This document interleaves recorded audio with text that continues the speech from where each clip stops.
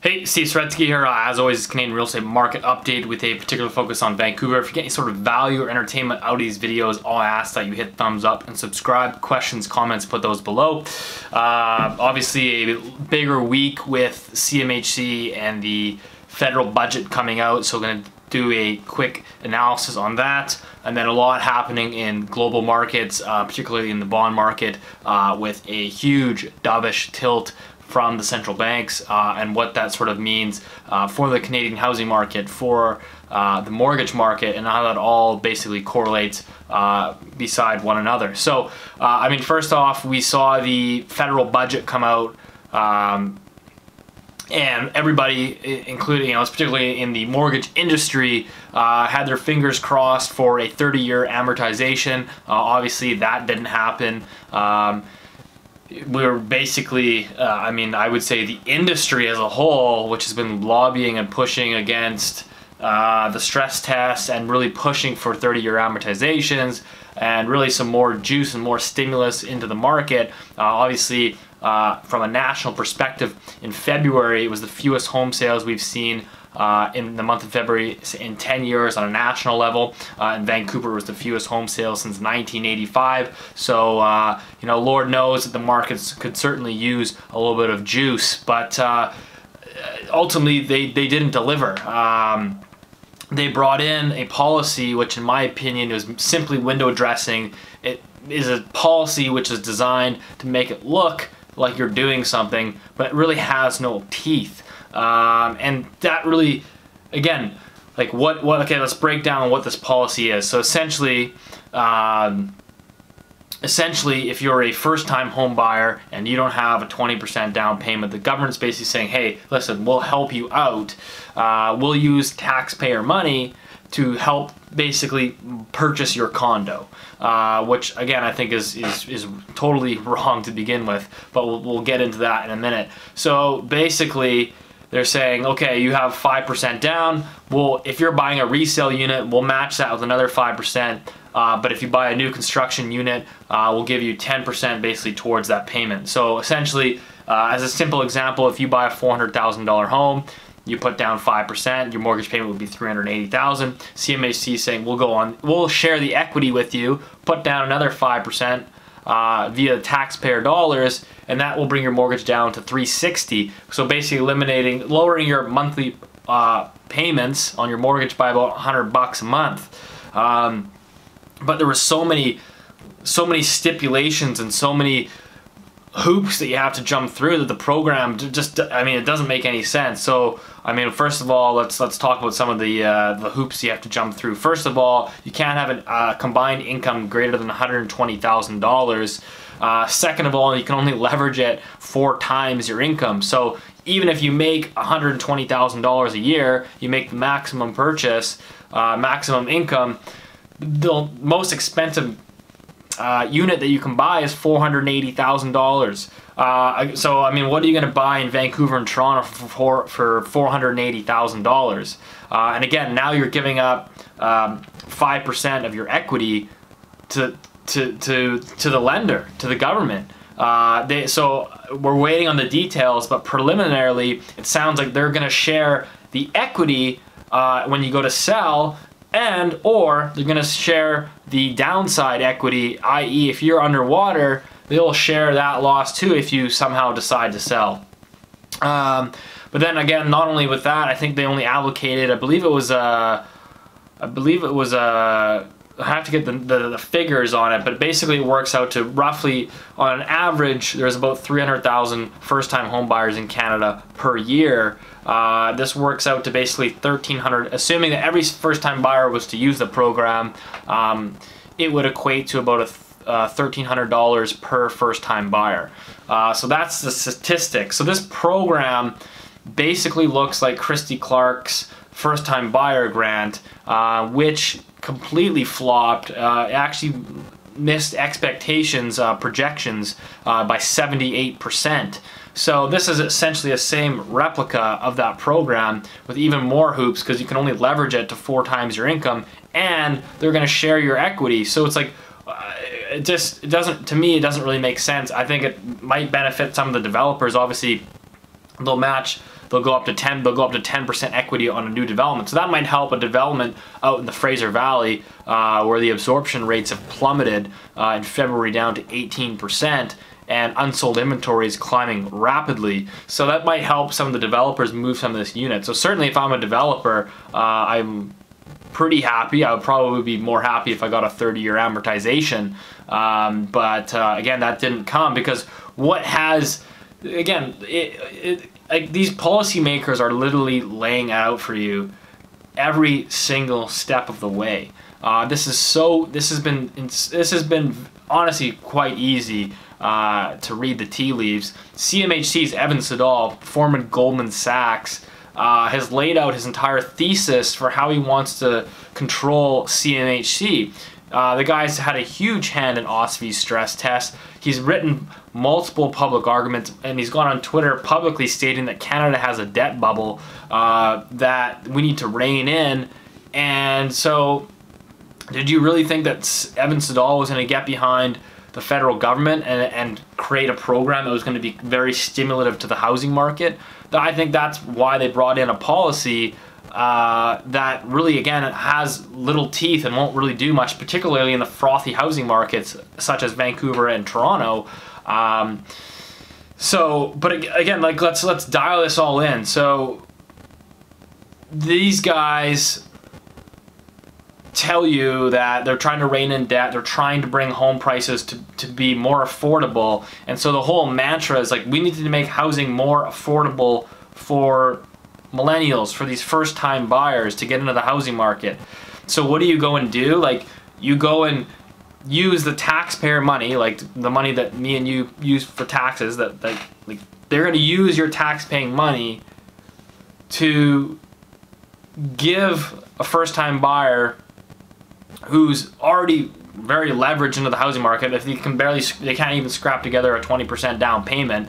So you're going to give them money at arguably the tippy-top peak of the housing market, where valuations have never been this high, and they're going to use the taxpayer money to take a gamble like that. And again, if you want to make housing affordable, there's really only one real option that you have, and it is lower home prices. Because the mortgage rates, sure, they're going to go a little bit lower, and we'll get into that because they are going a little bit lower. But you can't really, the mortgage rates aren't really going to move a whole lot, so you can't really lower the cost of borrowing, and yet you have sky-high home prices. So the only way to make housing more affordable is for the home prices to come down. So the last thing you should be doing is giving money, which is ultimately going to be used just to actually bid up the prices. But thankfully, that the program doesn't seem to, at least on the surface, have much teeth. You can't get more affordable housing by cutting a check and giving away free money. So it's just, but it's classic government that, you know, it's window dressing, it's to make it look, it's politics, it's everybody's trying to get a vote, big federal election coming up, so let's make it look like we're doing something. But again, and I see the counter argument, because it's like, okay, so everybody talks about it, politicians, like, they're always trying to play the middle. You want to preserve the wealth, they want to preserve the wealth, the boomer wealth that people are planning on using their wealth in their home to retire on. So you don't necessarily want to destroy that wealth, i.e. by having home prices fall, but then at the same time you're trying to support this massive cohort of millennials and trying to get them into the housing market, but you can't because the home prices are too high. So again, you have to almost pick one or the other. Either the home prices come down, or you preserve the boomer wealth and millennials they basically would have to rent or do whatever, or you'd have to get some sort of massive wage inflation. We all know that that's not coming, at least not anytime soon. So yeah, I mean, that's my thoughts on the policy. I mean, speaking with people in the mortgage industry, I generally know that the policy doesn't have much teeth, and likely won't be very stimulative, based a lot of it on the mortgage industry of how mad they were when this policy came out. You would think if this thing had some real juice and could stimulate the market, these guys would be jumping for joy. But every single article that I read and every single phone call conversation that I had was that the program was a total dud, and these guys should have done the 30-year amortization. And so, yeah, I mean, if that industry is upset with the rules, my guess is I would go that direct route, and particularly for Vancouver and Toronto, I just think it is what it is. So we'll take that. Let's flip it. It doesn't seem to be any sort of juice. And just as an FYI, that program doesn't come in till September 2019. That's when it actually gets started. So, and then you get time for mortgage pre-approvals, people to actually make a purchase. So any real stimulation from that policy likely wouldn't come until probably November, December of 2019. So what are we looking at today? Well, you're looking at very few home sales on not only a national perspective, but on a regional level. You have an economy in Canada which continues to disappoint. I mean, there's no question, the economy, as we know, has contracted in 3 of the past 4 months. And a large reason because of that is because housing is it's taking a beating. So yeah, I mean, no questions, it's a tough time for industry, and including people such as myself in the business. But this is just the reality of the situation. We knew this was going to happen at some point. I mean, look at the huge dovish pivot from not only the Bank of Canada, but earlier this past week, the Fed came out and basically said no more rate hikes for 2019, and quantitative tightening is off the table starting in September. So, I mean, what does the Fed see that the market doesn't? Everyone's talking about how great growth is. Well, why is the Federal Reserve? Why are you not hiking rates? If it's so strong, if it's so great, why are you stopping interest rate hikes, and now you're going to no longer unwind the balance sheet? That's because global growth is becoming unhinged, and you can see this in parts of, I mean, particularly in Europe, in China. Canada is feeling the effects, as we know, and so this has sent the bond yields tumbling. I mean, you have the Canada 5-year bond is down now more than 90 basis points since peaking in November. I mean, talk about a huge shift. And as a result, what have the banks given you? They've given you 20 basis points of rate cuts. And a huge reason for that is because a huge chunk of the yield curve is inverted. So it's a huge risk from the banking perspective. Lending becomes less lucrative because there's almost no margin to be made. You're borrowing on the short end and lending on the long end, and you have an inverted yield curve. So it's not really profitable for the banks to be lending, and then particularly taking on risks as they're seeing not only the economy slow, but the housing market slow. So from a bank, again, who acts as a lender, the bank acts basically as an investor. They look at the market, and when times are good and prices are rising, they're quick to lend money, and when the economy slows and the housing prices start to decelerate, then they become more nervous and they slow their lending. It's very, very simple. So I've said this in probably a video. I did the video, I think, in November. It was after the last Bank of Canada rate hike. I think it was in November I did the video. But I've been very public on this, and I mean, the market is making me look good. Surprisingly, I'm just waiting. I know at some point I'm gonna slip up here and make a mistake, because everybody does. But I mean, the market is just gifting freebies right now. As I said back in November, I said the Bank of Canada is done. They're done at 1.75. The next move is going to be a rate cut. Again, you can agree with it or disagree with it. Like, you can agree that that's the right decision or the wrong decision, but the reality of it is they're going to cut rates before they hike rates. So my take is they probably have to cut by latest Q4 of 2019 because, again, look, your yield curve is inverted. How are you going to get that yield curve to steepen? How are you going to get out? You're clearly, I mean, the economy's contracted in 3 of the past 4 months. So the next cut from the Bank of Canada is a cut, and it's a cut. Like, and then so like, I mean, obviously it's funny because people will interpret it differently, right? I mean, the fact that the Federal Reserve is no longer hiking rates, and the Bank of Canada is probably gonna have to do a rate cut here sooner than later. They're like, oh, well, isn't that bullish? That means like the rates will fall and like things will go back up. Well, the only reason why they're going to be cutting rates is because there's a recession. So that recession, in my opinion, is just on the horizon. Again, not really something that you should avoid. We've been on a 10-year bull market, 10-year expansion. That's actually the longest expansion, I believe, now in history.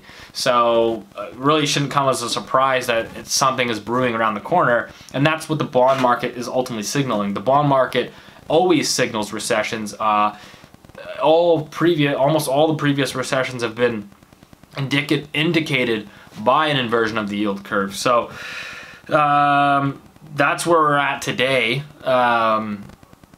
That's pretty much what I'm watching, continuing to move forward. It continues to be interesting, but yeah, as I said, I did the interview on CBC television. I think it was in January, and I've talked about it in these videos, right, where they said, hey, all the economists here, our old brain team has been saying that home prices will continue to edge higher in 2019, but any sort of flatlining of home prices will be offset by rising mortgage rates. And I said on TV, I said, I will take the contrarian bet and tell you that not only will home prices come lower, but so will mortgage rates. And that's, again, what we've seen. They've come off by 20, 25 basis points. Not a whole lot. I suspect they'll come a little bit lower. But again, is that going to be enough to entice people? I think that the psychology has really shifted, at least from a feet on the ground perspective. And I think we can certainly see that in the sales numbers, where preliminarily, I mean, we're close here to the end of March. I can tell you as through the first 3 weeks that sales will probably, in the city of Vancouver, will probably come in at a 30, 35-year low for the month of March. So again, I could try to spin that and say this looks good, and but it's just the reality. That's just what the number is. And again, you know, is it pessimistic? Is it optimistic? I look at it and say, wow, there's a phenomenal opportunity coming here down the pipe.